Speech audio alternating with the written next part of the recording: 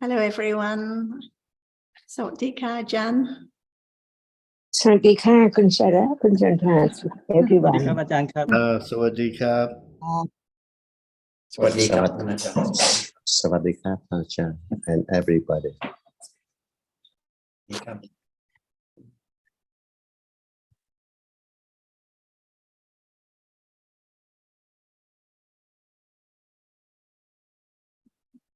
how are you everyone We're well in Australia, and how are you now, Tadao? what time is it now in Australia 11:30 oh in the morning. Yes, time good time for us. Yes, 2:30ที่นี่ we've already had our swim and exercise and breakfast, and so it's a good time. How cold or hot is there? Now it's getting warmer, so it's quite comfortable. Yes, this Yeah. morning heavy rain, and our swim was quite adventurous, but right now it's sunny and quite comfortable. Oh, good. And how is your health now, Tadao? Everything getting better? It's getting better, but I still have some cancer marker. Yeah? So I'm being monitored every month. So I'm quite safe. Still have a lot of medical visits, a lot of trips to the hospital and the doctor. No, it's only once a month. And Okay. I get various medicine. And I've been taken care of by 2 doctors. So I'm quite happy with my environment. And the hospital is very near, so it's very convenient. Yeah. Glad to hear it, and very glad you can join the discussions now. Yeah. Thank you. Do you have anything you would like to bring up today, Tadao? I'd like to know the difference between Panya and Panya Parami. Are they 2 different things? Are they the same? It's my today's question.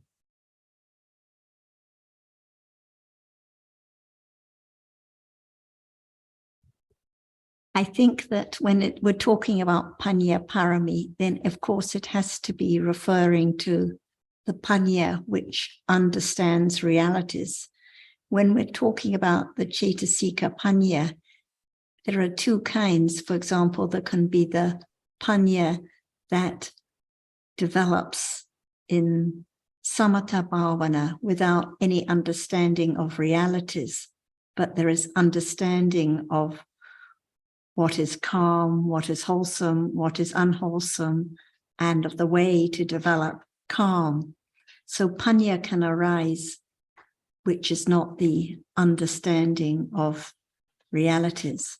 And now when we talk about the truth, the Panya begins to develop at the level of pariyati, and it has to develop to come firmer and firmer in order to be the direct understanding, the patipati, or the development of satipatthana. So when referring to Panya Parami, it has to be the understanding of reality that appears. But perhaps Ajahn would like to say more. if there's no understanding, seeing the value of understanding what is there now, can there be any parami? Because parami means that the other side of akusla. And now we are on this side. Anytime, moment of seeing, hearing, smelling, tasting, touching, which hasn't been known before at all. And after hearing about the truth of this moment, the moment of experiencing just one object at a time, it cannot be the whole world, things and people around. So in truth, just a moment of one citta arising and experiencing an object is there now, so true, but it's so very quickly arising and falling away. What's left is the sign or the mark, the shape and form of what is seen and heard and smelled, to be taken for something permanent. It's there for quite a long time, to cling to it with ignorance, because it's their experience. Before that, no smell, no visible object appearing, but once it's there, it's quite ignorance which take it instantly with attachment. What is it? The I see, the I think is always there in life, eons and eons ago. And after hearing the truth, is it so true? There's no one, not anything permanent at all, even right now. The truth is that. So the confidence of the truth that it has to be only this way, no other way at all. It begins to see the value of understanding of that which hasn't been understood at all in samsara eons and years ago. And after hearing about it with right considering, very wise enough to understand that it can be known, it can be realized because it's so true now. But without right understanding at all, can there be a moment of experiencing what is there now arising and falling away? Impossible. That's why since the enlightened one has enlightened the truth and taught the way to understand what is there, little by little, because just hearing about no one there at all, who can believe? Because it's I see, I like, I'm here, I'm sitting all the time. But listening more, consider more. What is there is not known before as it is. That's why it's taken for something all the time. But seeing now, can it be anything? It just arises to see. And why do we talk about what is there in life all the time? Even very simple one, as we take it very simple, seeing. But in truth, it's not simple at all. So very, very deep, because what is the characteristic of that which is now? It is a reality. It's so true, it's there. It has reason by conditions to just see and then gone instantly. That's why what is left is only nimitta of seeing, nimitta of rupa, any kind of that which cannot experience, it's there so quickly, so it appears not as it is. Even hardness touch now, it's touching now. See, before it can be a moment of hardness, so very, very little, very, very tiny before it can be touched. That is the truth. Why? Because at moment of touching, there is seeing as well. It seems like they are together, but in truth, nothing to be just like only, just like it is, because it appears as something enough to be experienced, because a moment of experiencing cannot be known at all. That's why beginning to understand, we have lived from eons and eons ago in the dream of people and things by what is seen and heard all the time, not understanding it even right now. Nothing is left at all. Seeing gone, everything gone. But the next one continue, succeed instantly. That's why it's not being able to understand the moment, the separation, the separate moments of seeing and thinking and touching and so on in life. It's so true, no one. And when there's firm understanding of this, no thought about I will do anything or I can do anything, but learn to understand no matter when, there must be the reality conditioned to appear as it is, because there is a reality which arises to experience it. That's why in Pali term we use the word for that which experiences the object as citta, or sometimes, depending on its characteristic of function, vijnana or mano or mana, and many words for it, pandara and so on, to understand it clear and more to let go, the cling to it as something unknown all the time. Even something is not known. What is that as something?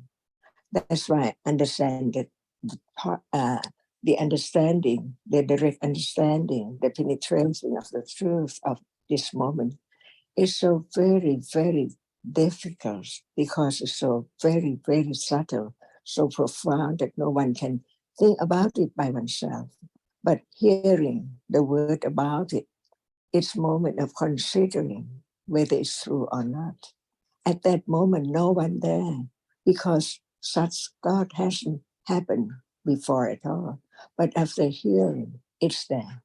Considering is a moment, and then understanding through the considering is another reality. No one there. So life exists in a moment with many, many realities unknown. That's why there is a wrong understanding, because unknown, ignorance, not being able to understand the truth, condition the thought about self, even it's not said, because not understanding seeing as it is. That is the idea of I see, even it's not mentioned or spoke at all. So this is any moment in life. That's why the truth is there right now, which can be directly directly understood when it appears well, just one reality at a time. Because when they are two together, how can there be the clear understanding of each one until it appears as one, as nimitta? Consider how subtle it is, but right understanding begin to understand, to penetrate what is there at the surface of something, deep down to the moment, what is there arising and falling away. So when there is moment of understanding the precious of understanding the truth, it conditions piti. Never before to have heard about this kind of truth of what is there as it is. Clearer, deeper and deeper to the truth, which is now. Otherwise, who can understand the truth? Because it does not appear, it's deep down there, arising and falling away. What appears is just the surface, the combination, the continuous of that which arises and falls away. Even they are different, they are not known, because no understanding, no one talk about it. But when there is the moment of hearing about what is there in life, it's there, it's so true. It can be proved, it can be understood. Seeing is a moment, hearing is a moment, thinking, smelling, tasting, touching. They are all there in life appearing, but taking it for something all the time. So that is the moment of understanding what is right and what is wrong, and when is wrong, because there's no understanding of the truth. So how can it be right? No understanding that now seeing cannot be anyone at all. It just arises to see and gone. Beginning to understand is so true, understanding what is life, understanding what is birth and death, and so on. Otherwise, how can there be such understanding at all in life? So piti is there, little by little, until it directly experiences the truth. How much piti is there as pochanka? See, we learn the word from the book, but they are all in life in samsara, depending on what is there, which can be known right now. Why do we talk many times, each time about seeing right now, hearing right now? Because it has to be known directly. Otherwise, it cannot let go the idea of self accumulated years and years ago. And it's not just understanding, only seeing. Whatever is there in life has to be known. Otherwise, ignorance and the idea of self cannot be absolutely eradicated, never to arise again. So the task is so very hard, very difficult, different, very subtle, but it's there now, a moment of moving on. See, as a citta arising and falling, moving on the path to understand the truth. It doesn't matter because no one there, depending on understanding. That's why understanding the truth, that the best reality in life which arises and falls, the panya, right understanding, is the best of all. Right now, who knows? It just moves a little bit on the truth as the path of the last Arya Satya, the Magga, see, the only way. Very subtle, because nobody thinks about it. It has to be only this way. Understanding what is there now. That's why we talk about seeing right now, to be enrooted with confidence that it has to be understood. Otherwise, it doesn't mean anything, just learning about the word in terms of how many tittas are there and jatasikas are there. But it can be learned right now. Seeing is a kind of citta. One, hearing is a kind of citta. Different. Two, and then thinking and so on. And so on. We can understand what is life because Dhamma is there. Nothing can be taken as that which is real as real. Dhamma is that which is there now, real. That's why study Dhamma is to understand what is there now. Because it's there, not in the book. Attachment is there, ignorance is there, thinking is there, liking is there, anger is there, and so on. Everything, it can be known from hearing, considering, until it's firm enough, a moment of directly understand with awareness of just a reality is there. Without understanding very firmly, how can there be the moment of directly understand what is there now as touching and hardness and seeing and thinking right now? And that is right understanding. No one beginning to understand the truth a little more, clear a little bit, until it moves on slowly, gradually, to understand what is there now as what is heard. So what is there is the object of understanding directly. When time comes, when panya is sharp enough, firm enough to know that it is no other thing rather than what is there now to be known, not fantasy, object or anything at all. Very common, daily life or our dhammas. Otherwise, how can there be the eradication of the idea of self? Because it's there with ignorance and attachment. And without understanding, how can there be less moment for akusala to arise?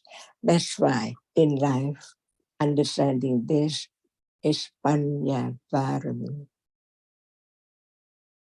Firm understanding of the truth, that it has to be known, otherwise it's useless. just hearing about it, no attention, no understanding the preciousness of the truth of it's now as it is. And no one can force all kinds of wholesomeness to arise at all. Now, what is it? No understanding of seeing.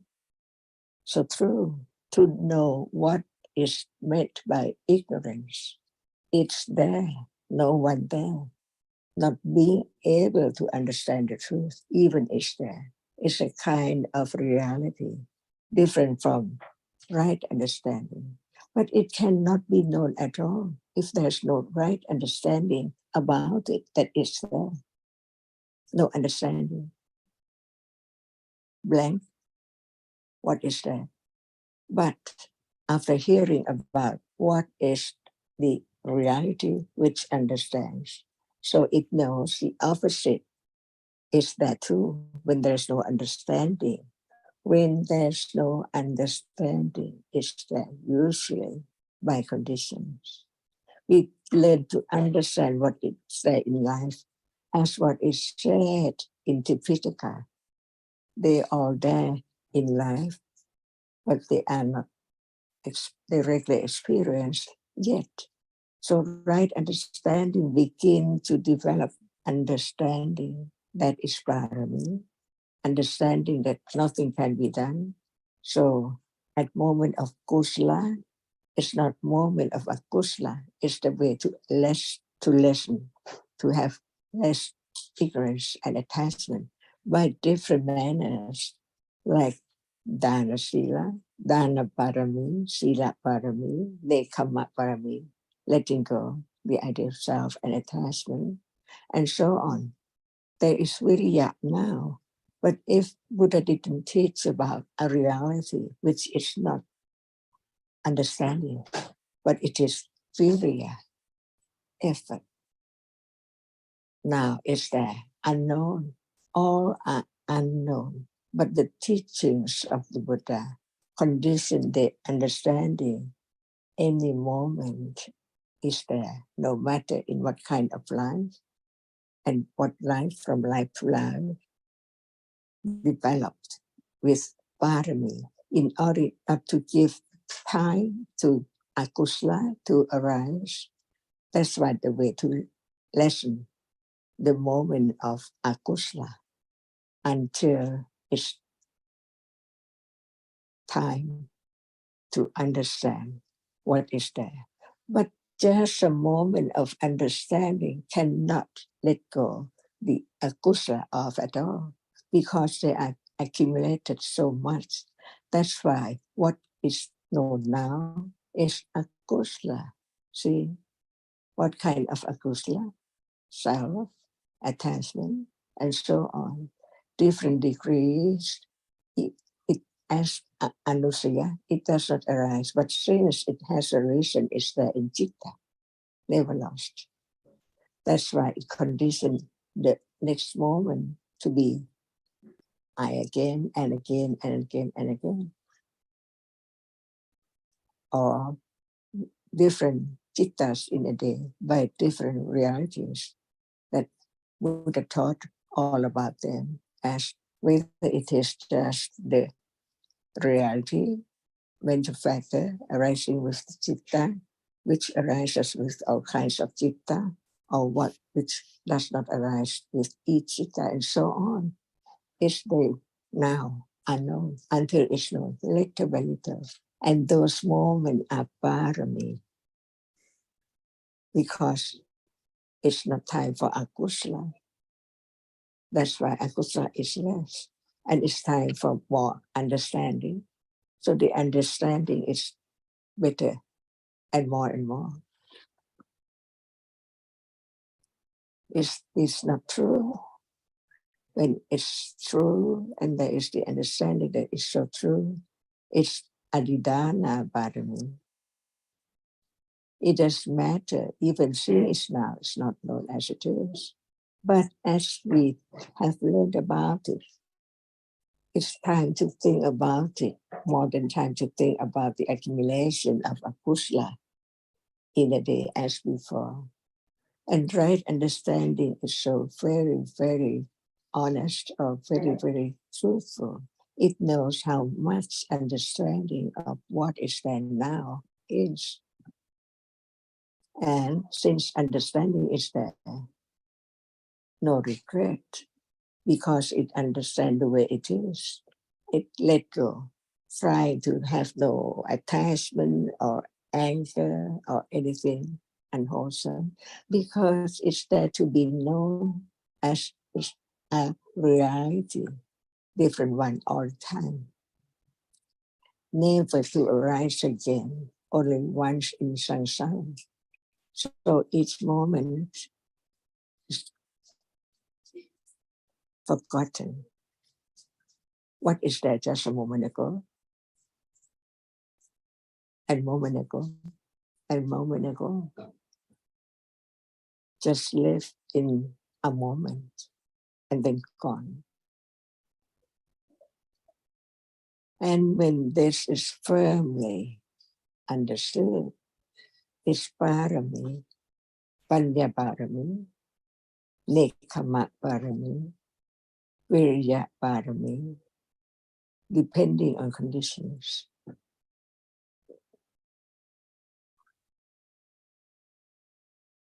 So parami is not the word, but it's the understanding of the truth that's so very profound, so very subtle.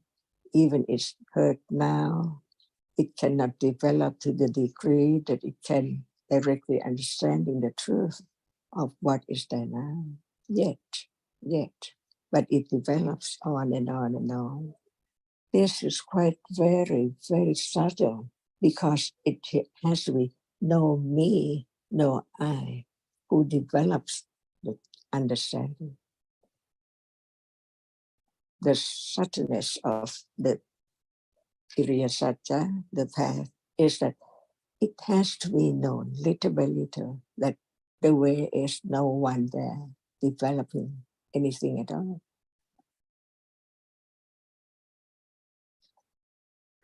More difficult, more and more difficult. That's why there are many degrees of vipassana, because panya knows clearly that it's impossible just to try to do anything. So before right understanding develops little by little, it takes quite a long time against the current of ignorance and all kinds of unwholesomeness accumulated. How long?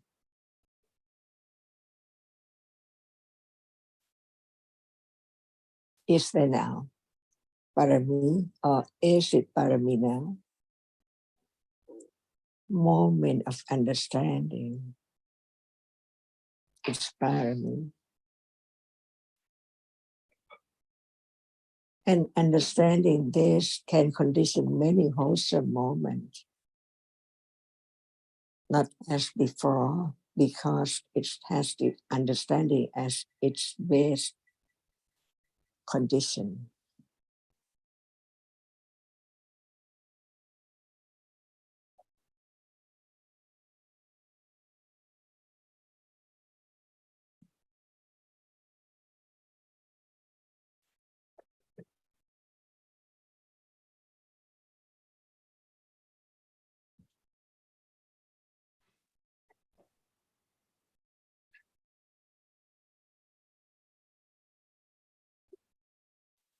Yeah, thank you very much. I feel that I'm on the right track. I'm not trying to do anything special to induce panya. And I depend on the naturalness of all the wholesome cetasikas to arise. And panya, though it doesn't appear, it doesn't occur so often, I somehow appreciate that they are doing their own, or it doing its own function. And also I'm quite appreciative of the fact that the path is so slow, but the appreciation is good for me because it doesn't take me to the wrong path. Just appreciate the nature of awesome chetasikas. That's my feeling. And thank you very much for your instruction. So now, no doubt about what is meant by blessings. See? Yes.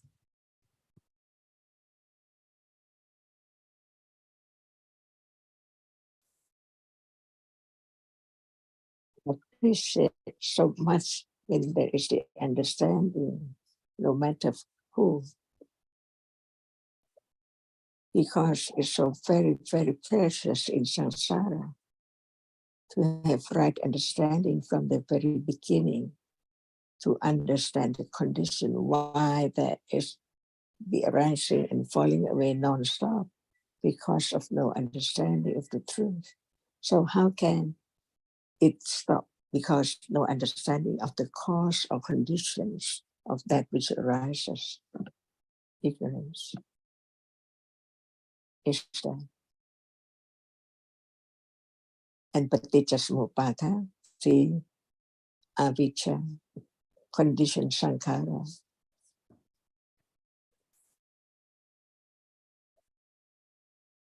Is there in the past, condition the birth of this life, and is there now, condition the next life.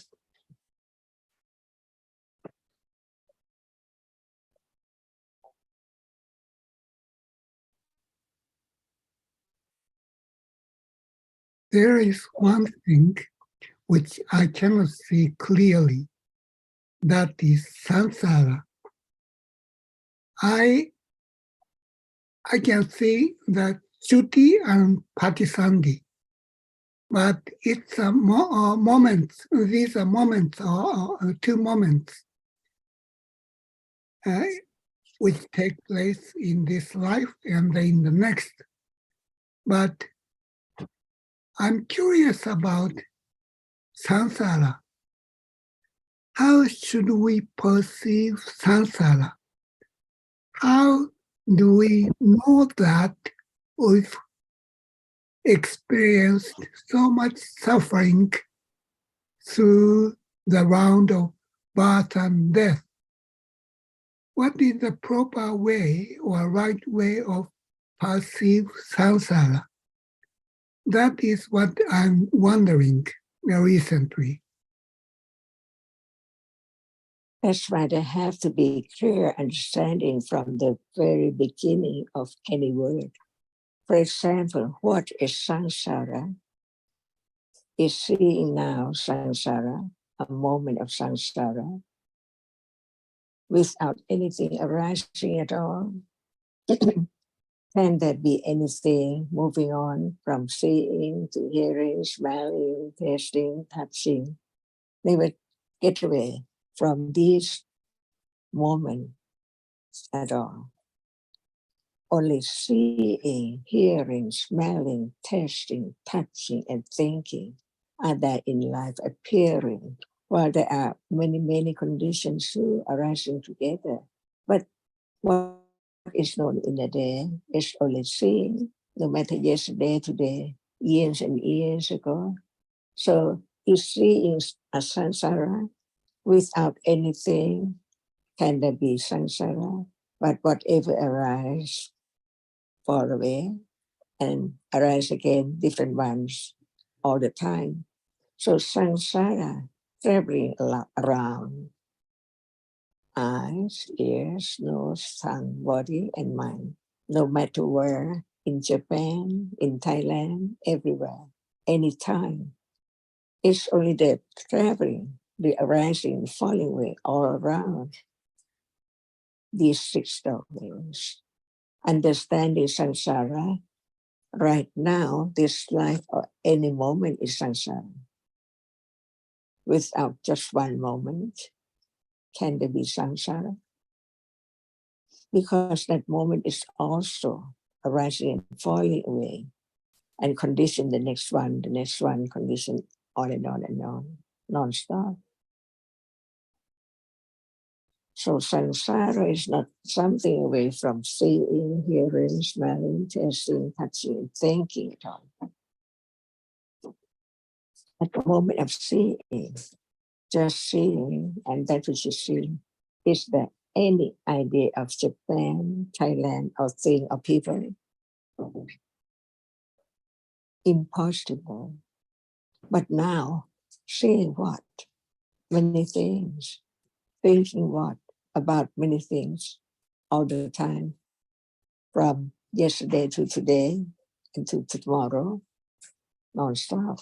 That is the meaning of samsara. So, who can stop samsara? To move on, to travel on, to experience on and on. If there is still ignorance about each moment, it cannot stop samsara. When reality has to go on and on and on as usual by conditions.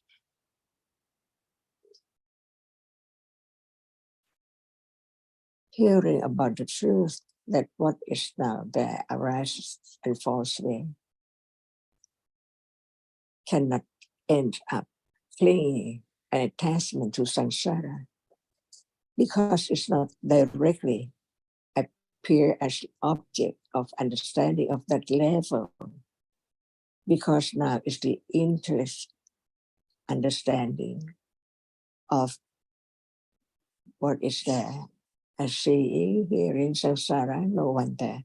But it's not the moment when it appears just only one to be known, clearer and clearer and clearer.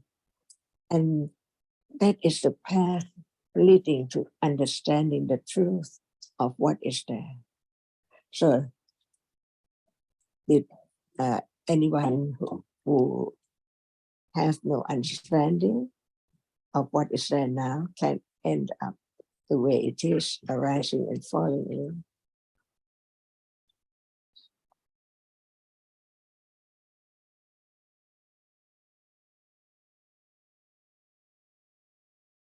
Yeah, I can understand that samsara is a series of nama and rupa, which we experience through the 6 doorways. But also, this is rather conceptual, but I wonder how much suffering I've experienced when I hear the news from Ukraine. I see that people are suffering, which means that I myself have experienced countless amounts of sufferings. Is there any way to perceive how much suffering I've experienced through the samsara?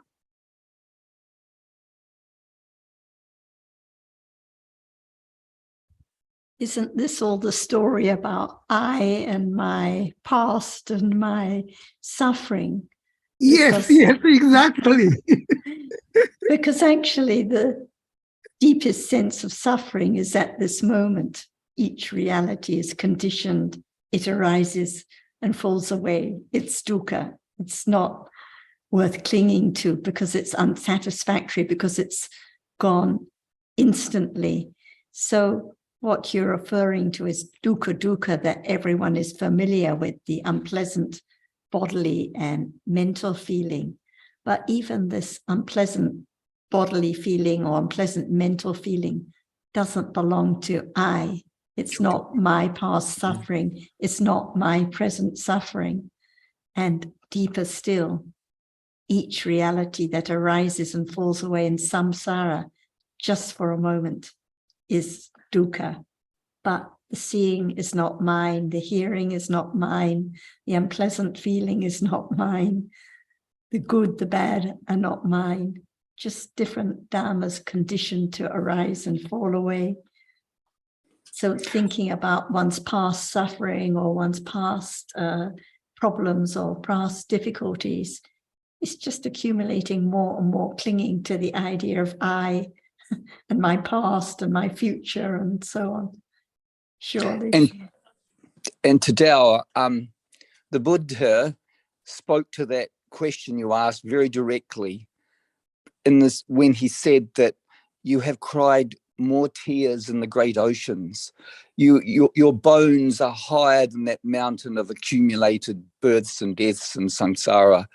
I can't remember all of it, but that was what your question spoke to, all the past grief that has been accumulated over millions and millions of lifetimes. It's unimaginable.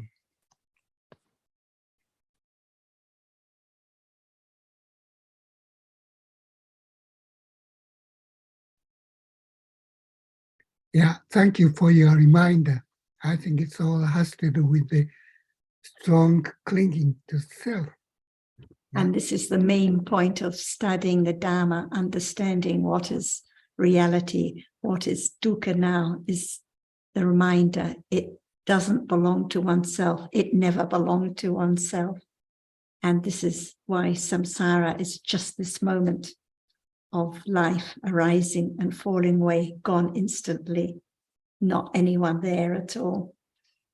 Otherwise, there's always thinking and clinging to the story of self. Ajahn made an interesting point earlier about when there's more panya parami, more understanding, there's less thinking of akusala. Actually, the akusala that appears is more apparent.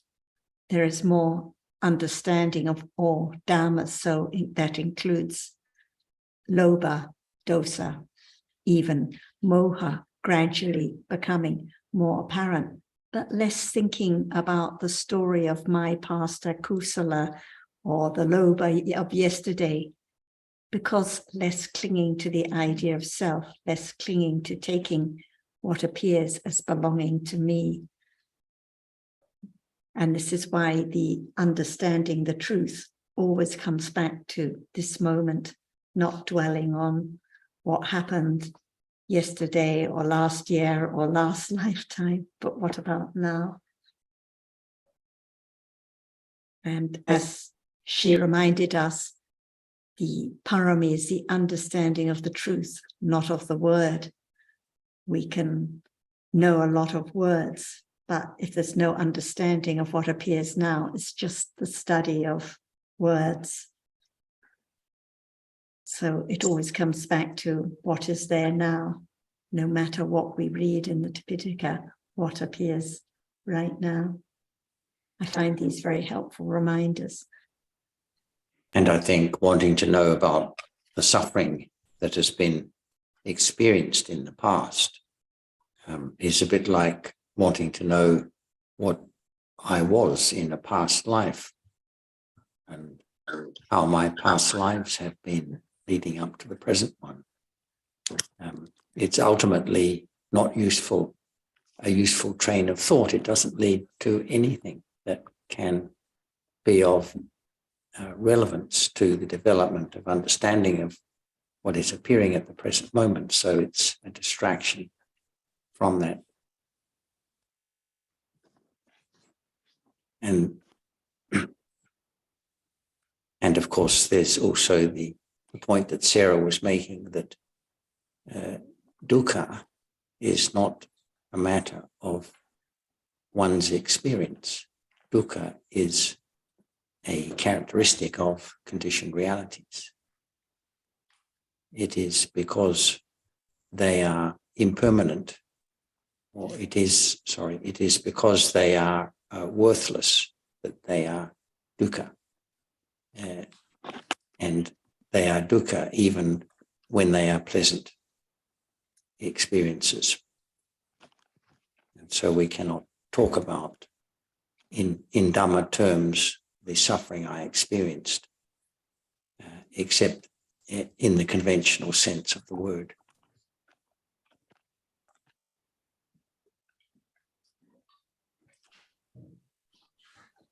Yeah, I totally agree with what you say, what you guys say. Yeah, it's true.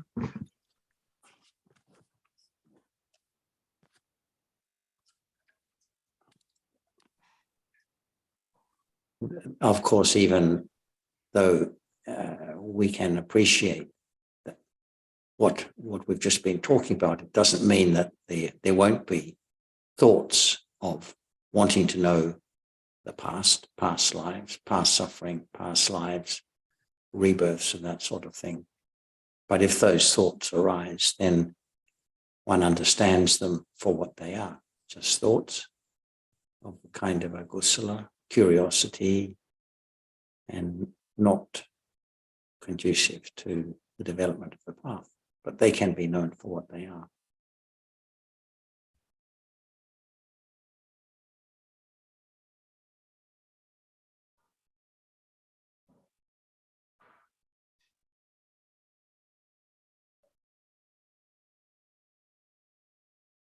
Yeah, thank you very much.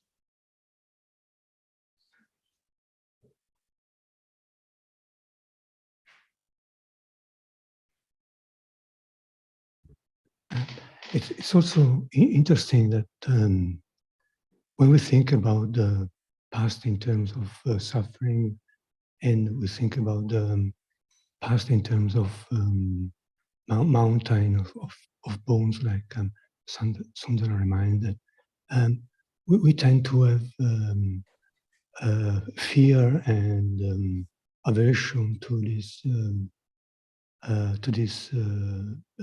images, to these similes. But I think it's interesting that, like, the Buddha could not have any aversion when he talked about the mountain of bones or all the suffering we experienced in the past. And also reminded me when he smiled, when he walked on a spot where he in a previous lifetime he was Jyotipala, and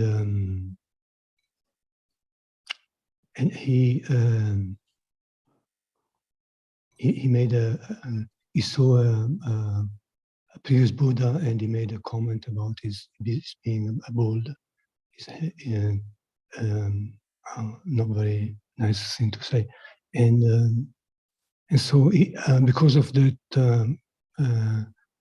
deed, he experienced a lot of pain, even in his last lifetime. And yet, when he passed the spot, and he remembered that that event, he smiled. He smiled, and Ananda asked him why he was smiling, and he explained the story of Jyotipala. So I think it's quite different.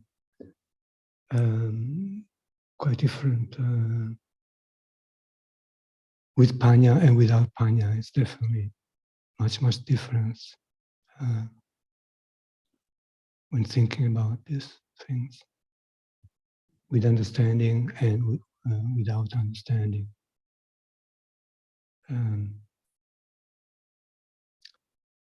With understanding of cause and result, not my deeds and my results, but just how it's the nature of life that different realities are conditioned in different ways. The speech in the past can bring its result anytime now, but it's not my results or my suffering, just as they weren't my bad deeds in the past, just different kusala, vipaka, kiriya, citas conditioned in different ways.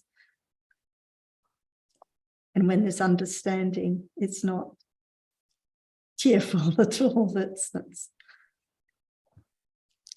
it's happy.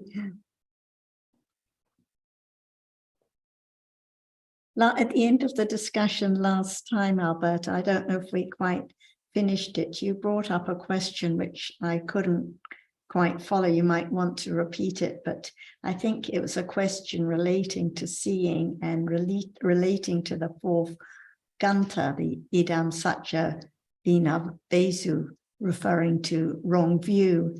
And there were some details, and Ajahn was stressing that when the understanding is firm, when it's the truth about the reality, not the words. And she was talking about the path to enlightenment, because we get bogged down with the words and the terms and the details. And she was stressing that it's not in the book, but at this very moment. But I'm not sure if we quite finished the discussion. Was there anything further on this topic? No, not really. I was just speculating or something. No, nothing really.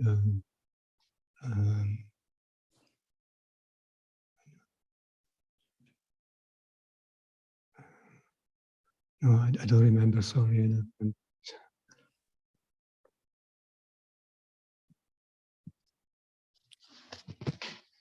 Sometimes we ask, is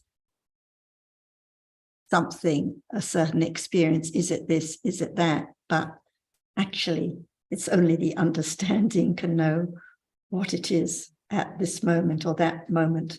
Like when we repeat something about the suffering in the past, only the understanding can know now whether it's thinking with wise consideration or thinking with clinging to the self or ignorance. But sometimes we say, oh, is it this, is it that, waiting for someone to tell us, but actually it's Panya that has to know at this moment, not the word or the term or the detail. Yeah, it's not easy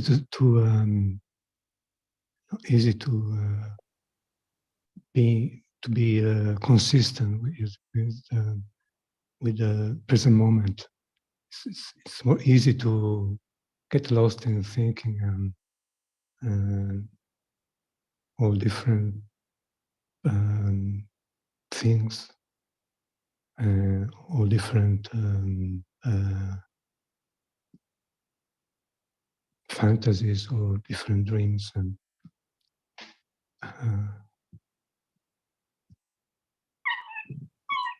and also to be thinking about, that's the Idam Satya Bina Vesu, one's own idea, one's own interpretation of what is read, like about the suffering in the past. One has one's own story about it.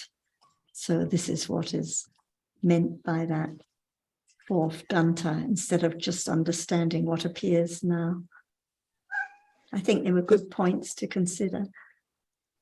Just on that point though, Sarah, I agree. You use the word, we can get bogged down in language. I certainly agree with that to some extent, not entirely, because language is vital to understand the Dhamma. And yes, certainly, we can get bogged down, and use the expression that you used. But I think it's vital to understand it in the context of wisdom, as you often allude to. So I don't think the words, in a sense, ever kind of, well, yes, they can potentially bog us down, but they don't have to bog us down. They are vital. That's what the Dhamma is all about. Without language and how it's articulated, sorry, there's a dog in the background, we will misunderstand the Dhamma. The language in itself does not convey Dhamma. Yes, we know that. But I would be hesitant to use the word bogged down with words, because I think they are absolutely essential, yes, and they can be misunderstood.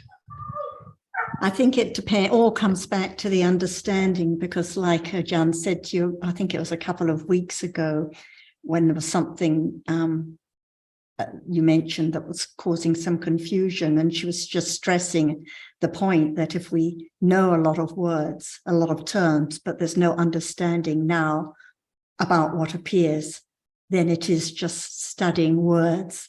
So it always has to be the understanding now. Otherwise, we can read all the detail, read all the words, but without any understanding, it's of no value at all. I suspect we'll probably go round and round on this issue. What you said is axiomatic. It's self-evident. There's no question about that. I'm just saying sometimes when spoken, that we can get bogged down in words. I think that can be misinterpreted and misunderstood, because the words, and this will be my final word on it, are essential. They're absolutely essential. Yes, of course, the teachings have to be heard. So meaning has to be conveyed in writing or by speech. Otherwise, there cannot be the development of the path. On the other hand, as we were discussing recently, people have difficulty with certain concepts that come up. I think I'm reminded of one discussion we had of the teaching on no self and then the Vinaya, the rules of the Vinaya. Some people can see an inconsistency there between those two. And Sarah's point is, I think, and Ajahn's, that it comes back to the understanding. And what is useful for a given individual to hear will vary from person to person. So just hearing the Buddha's words, own words, for example,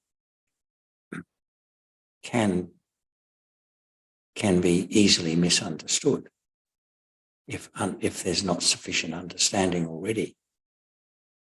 And for people like us, we know from our own experience that just from reading the suttas, it's not enough to have a clear understanding of the true meaning of the Buddha's teaching.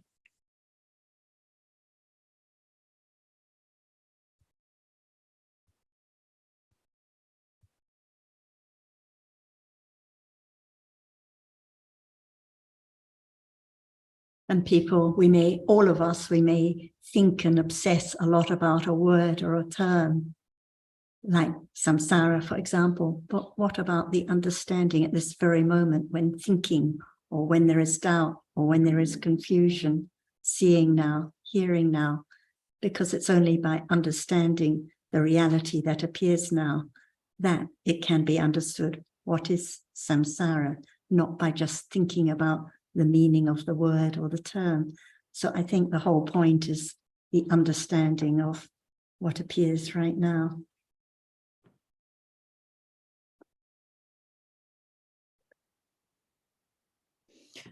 I think one of the dangers of words is that one can think about them in various ways and think that is it's the consideration, I think, is one thing. And there's a lot of words that go into consideration, but I think sometimes people, it can be mistaken for understanding, and that's where a difficulty lies. It's sort of a step, a progression it's necessary for to go through for instance, satipatthana to arise, but it's not. I think the words thinking there's high intellectual understanding of the words can definitely at times be mistaken for the true understanding, which is not the case. Right. So it comes back to what the pariyatti, the real intellectual understanding of the Dhamma is. And this is not the understanding of words or terms, but of the realities that appear now. It has to come with the understanding, no matter whether one has ever heard this word or that word, but what about what appears now? Mm-hmm. I think that's a good way of putting it down.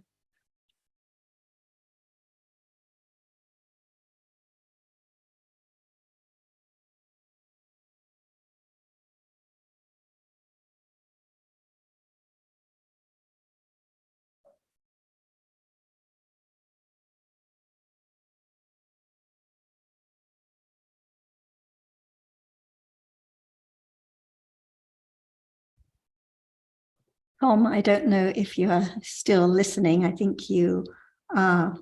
We've been discussing for a little while about helping others, and you've mentioned the friends who've listened to Dhamma quite a lot and are sick, and we've discussed ways of helping. And I think it was last week or the week before, Ajahn was stressing that if someone is very sick and they don't have any interest in the Dhamma, then it's not only useless to talk about Dhamma with them, but it's hinders rather than helps, because it just causes agitation or disturbance. It's not useful at all. And I was reminded of this because I have a brother who's very ill and he has no interest to talk about his medical condition, no interest to talk about the Dhamma at all.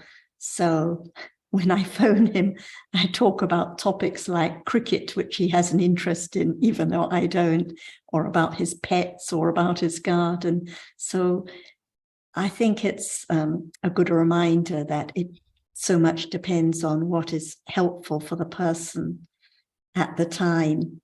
And there's another example I was thinking of, one of our good Dhamma friends, who everyone knows here, when her husband was dying, who had listened to a lot of Dhamma, she was reading Dhamma to him every day or while he ate every meal. And I mentioned it to Ajahn, and she said, and her comment was, not appropriate, or it's too much. He should just be left to be quiet and peaceful. So it's interesting. We have our ideas of what would be useful, and everyone would like to share the Dhamma, but often what is appropriate is saying less or helping according to the person's interest at the time. So I don't know if you have any further comments on this topic, Tom. I don't think so. I think we can also just lead by example and live as best we can, in this world. And, maybe people will take note or not, but, everybody's learning, even if it's not consciously.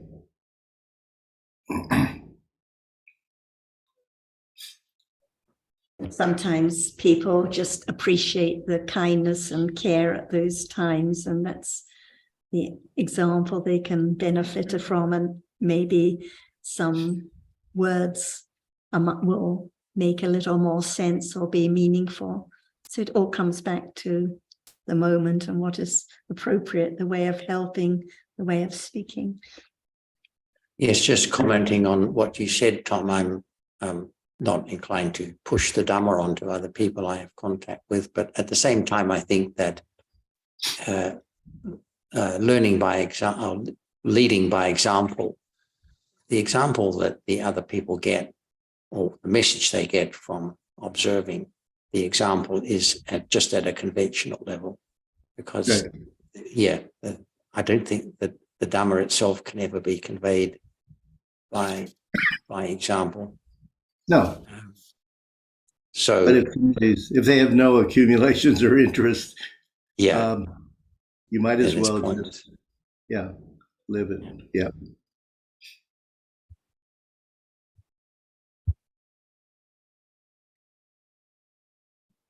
You're about to say something, Anne? No.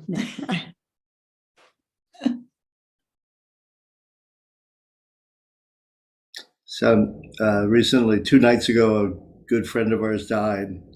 And Beverly's been visiting her, I don't know, for a couple of years. She had Parkinson's, and then Lewy body disease, which is pretty much destroys your brain.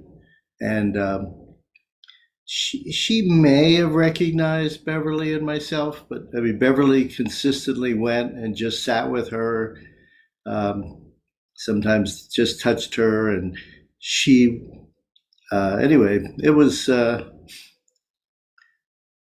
Beverly, I would say was a good example because you get no reward, per se. She hardly knew. And even if she didn't recognize who it is, everyone appreciates kindness, and they know who they enjoy being with and what is helpful. And the reward is the accumulation of kusala.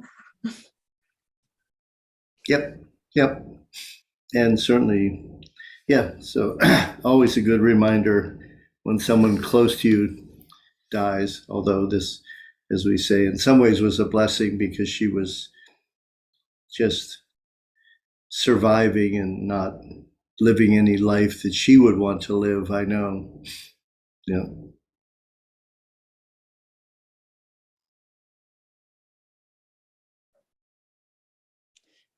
Sarah, you mentioned something, that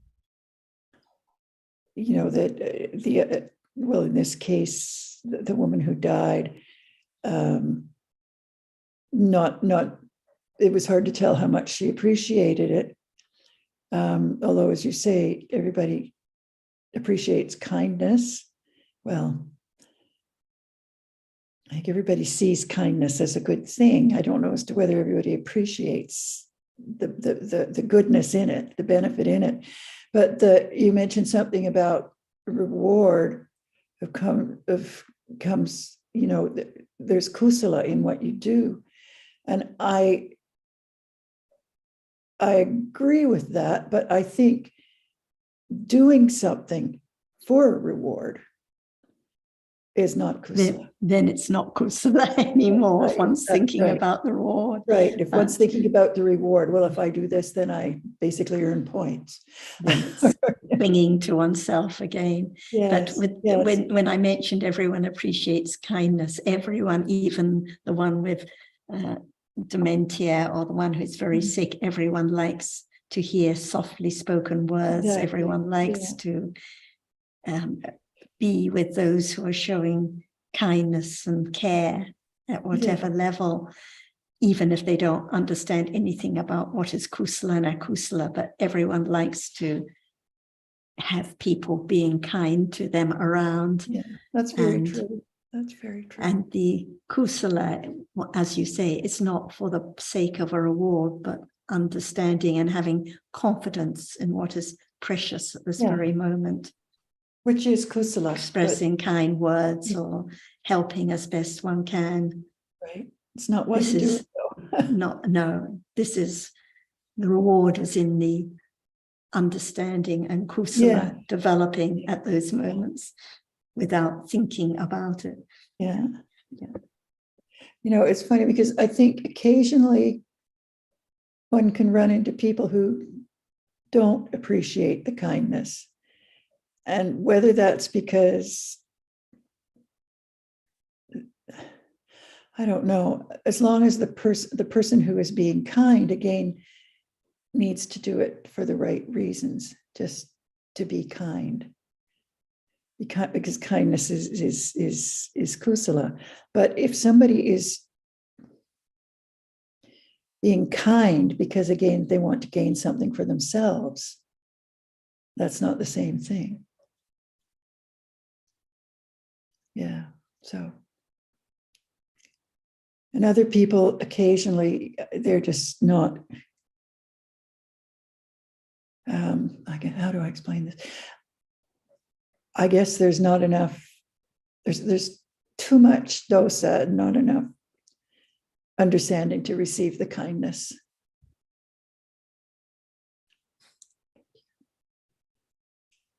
Can't hear you, Sarah. It may seem they're not appreciative and they get cross.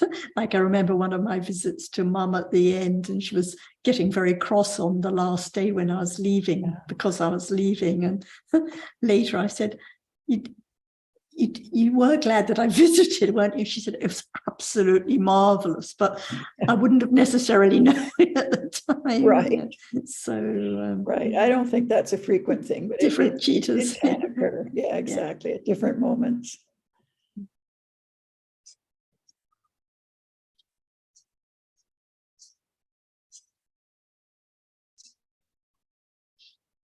Anyway, I just thought it was some useful comments that Jan was making, that sometimes when one one tries to say, talk about Dharma to someone who is not interested, or even if they're interested, but it's not the right time, then it can hinder rather than help. It's not Backfire. useful at all.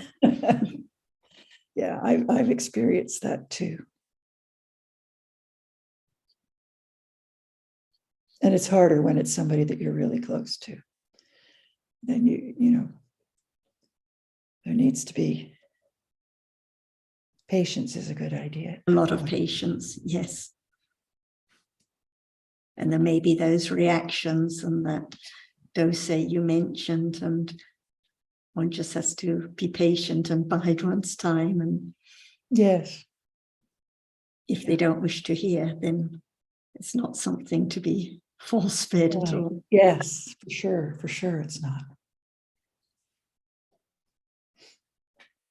Or somebody will start asking about Buddhism and why one, like in this case, me, is interested.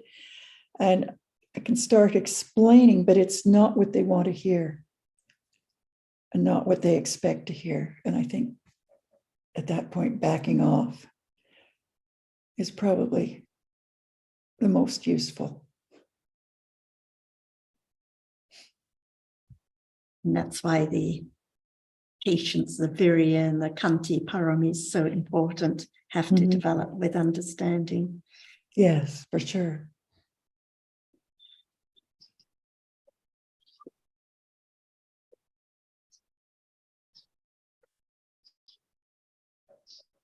Would you like to say anything on any of these topics we've been discussing?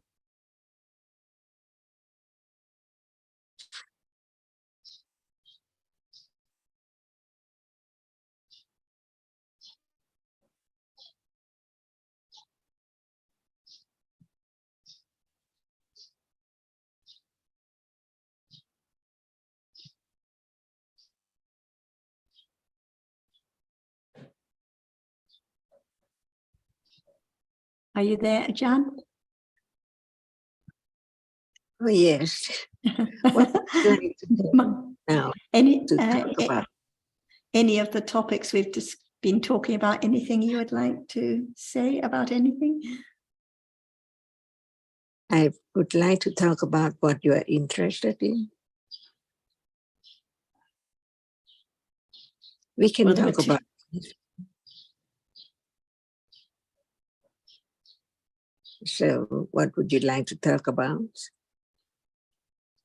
One of the topics we were talking about just now was about helping others. And before that, we were talking about knowing and studying words, but how without understanding of what appears now, it just becomes more study of words. And Alberto had brought up a question last time about some point, and you had stressed again that the truth is the understanding of the reality, not of the words. So I don't know if there's anything further you would like to add on either of those points. I would like to talk about what you are interested in. Zita, do you have anything you would like to bring up today, or anyone else? I do have something, so I can't. And it's regarding rupa, and it says rupa has the characteristic of being molested. And how is it molested? What does that mean? So I don't know what does it mean? It means The word molested. But molested means kind attacked, of like attacked. or spoiled, or like the rupas outside that make up the table. There's the rain and the sun and the insects, and so it's it sort of means being besieged. attacked, Ajahn. And given that rupas arise and fall away so very quickly, maybe Sarah's comment makes a bit more sense. Like there's no control by us over rupas. So a moment ago I was sitting out under outside, but it was my battery was going flat on the computer, so we had to come inside, and it was also getting quite hot. So there's no control over getting hot or getting injured or whatever. So does that, and I know those rupas, so-called, are being attacked every moment, I guess, but it was just, I just didn't quite understand if there is any other explanation other than what I've just mentioned. It's hot, isn't it? It's very hot here at the moment, yes. It's a reality. It cannot experience anything. In order to understand what is meant by a reality which cannot experience anything, it cannot be changed. Hot is hot, heat is heat, softness is softness, taste is taste. All those realities cannot experience anything. It cannot understand what we're talking about at all, but it's there by conditions. Who can stop the conditions for its arising? Only that, is that true? Not more than that. They are realities which cannot experience anything, no matter how hot it is, how cold it is. And without the experiencing, which is experiencing it, how can it show up as it's a reality which does not experience anything at all? No one, a reality, no one can change its characteristic, not to be more or less at all. So what can be known at that very moment without understanding from the very beginning that it's not that which experiences it? There must be the idea of something all the time, like it's so interesting to be known. But in truth, it's gone, everything. No more heat, no more hot, no more cold, no more coolness and anything at all. Now, so what is now? It's so short, but since it's there appearing, it can be known one by one as it is. To have confidence of actually, it does not stay long at all. It just arises and falls away instantly. Why that can be just like that, it arises and falls away instantly, because right now, not just only heat appearing, but other things too. For example, seeing right now, at moment of touching, at moment of feeling hot, there must be seeing too right now when one opens one's eyes. And at moment while one is fast asleep, nothing can be object at all. Because at that moment, even there is citta, but it does not perform the function of experiencing what is there through the five waves and mind. Is that true? Just consider the truth of it. To understand more about that which experience the object and that which cannot experience at all. They are there in life, not me or my hand or my leg or flowers or things at all. All are dhammas, different kinds, conditioned to arise, but no one knows moment when it arises and falls away at all. But in truth, what is there now? Seeing is not thinking, but there's thinking and seeing. It seems like they are in a moment together, but in truth, consider it. Only one characteristic at a time, and no one can condition whatever to arise at all. But it's there already by conditions. Otherwise, it cannot arise, as it is different from other reality, from moment to moment. Seeing is not heat. See right now, Just understand life, that when there is ignorance, there must be question about what is there. But the truth is that no one there at all. The absolute truth never changes. That's why consider the truth to have more confidence, even at level of intellectual understanding. Otherwise, no condition to be aware and understand what is there, because no thought about it. If we don't talk about it again and again and again, about the truth of that which is there in samsara, no matter where, this world or other world, there are 6 doorways, conditioned all the time by different conditions. Kamma, condition seeing, hearing, smelling, tasting, touching, but not thinking, see.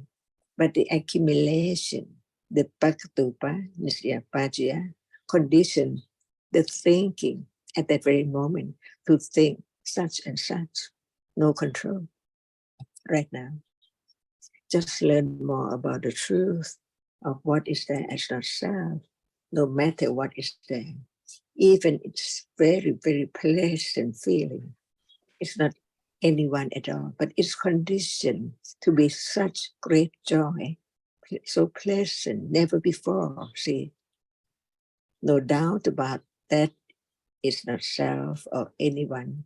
It's just a moment of feeling appearing to be known, as it does not belong to anyone and no one can make it arise. It's there already and then it's gone, because now it's not that one. Never again. Just understanding the truth little by little, pleasantly, because right understanding doesn't harm at all. It conditions moment of being able to understand that which is there, maybe before, now, or in the future, the same thing. What is there is conditioned to arise. So no matter it's hot or heat or cold or sweet, our reality conditioned.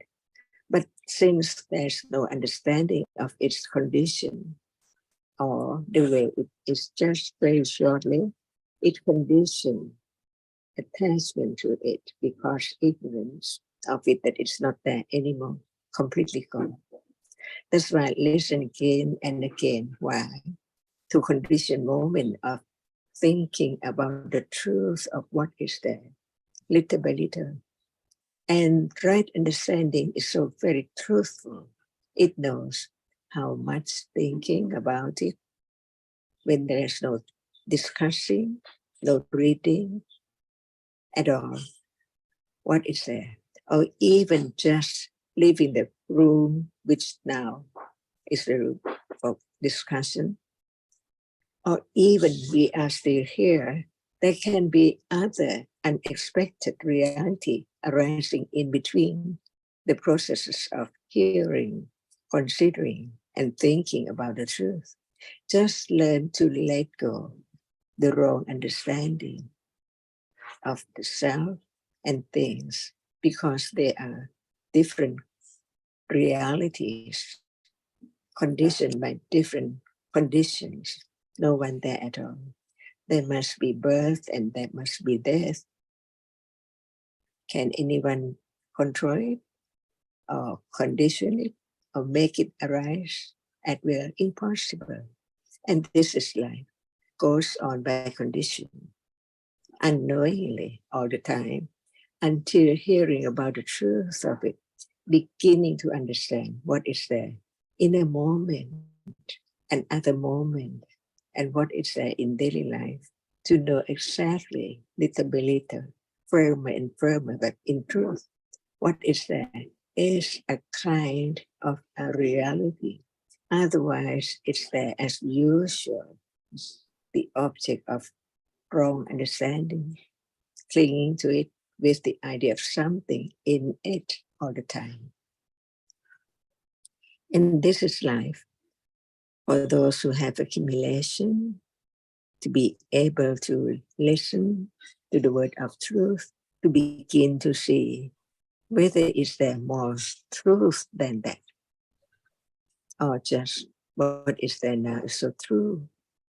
Seeing right now has arisen, fallen away, thinking about it is not seeing. Hardness is there. Any moment can be the moment of understanding the truth, depending on conditions for the understanding to arise at different levels. Even it's hard, no understanding of it, because no listening, considering about it is enough to understand it when it's there. That's why we hear it again and again and again, to be the unnothingness moment, understanding it with direct awareness of its characteristic, and understand what is meant by awareness, direct awareness, with understanding at what level in a day. All are there in a day, can be known, not by anyone, but by understanding the truth little by little, until it's firmly understanding about the truth. So this is enough to understand directly what is there. Heat, softness, thinking, everything.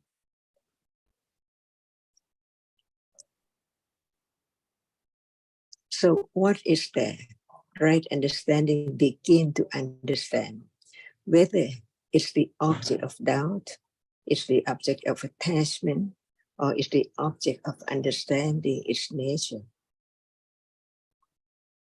right now.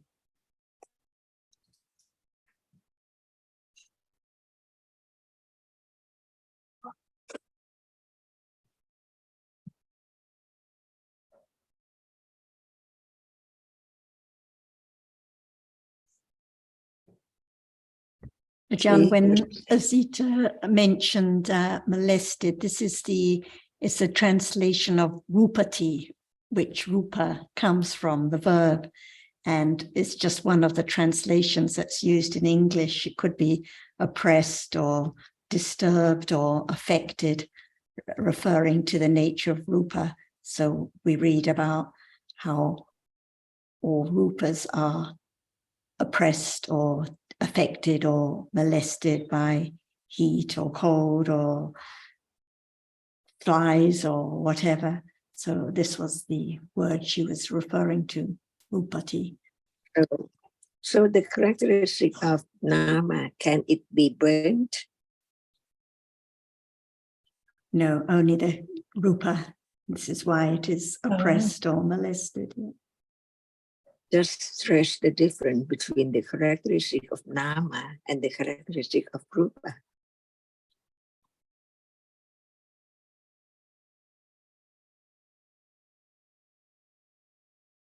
Can we say affected by other rupas? Yes. Can the nama destroy it? No. Can the heat of fire burn it? Yes. So the four primary rupas destroy each one as it is, little by little, to be known.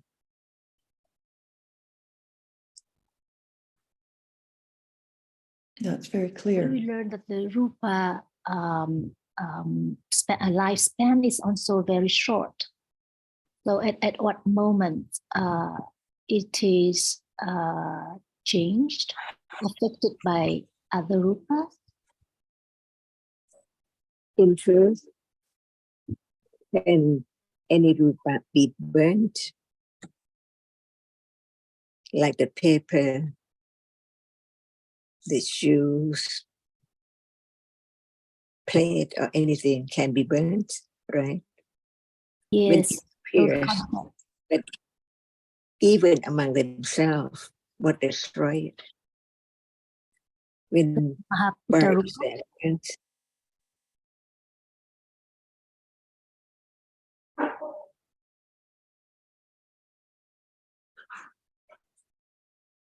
It destroys itself, does it not, Ajahn? Because it arises, it's there, Well- and then it's gone. no more. What makes it that way? What makes what, Ajahn? What makes it disappear? The rupa? Conditions. It disappears because of conditions. It can't stay. So even it's not burnt by the outer fire, the four of them is burnt by each other. That's the word just to show the truth that Nama is different from Rupa.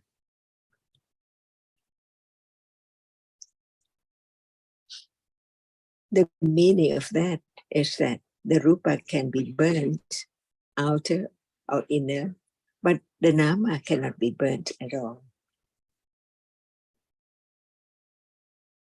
Wow, I think that's really subtle. I agree with you, Tom. A good topic to continue with next week, I think. Yeah. Yes. A week out of time. It's good to burn have a out. cliffhanger. They burn out. Yeah. Yeah. Thank you. Thank you. Saltika, Ajahn.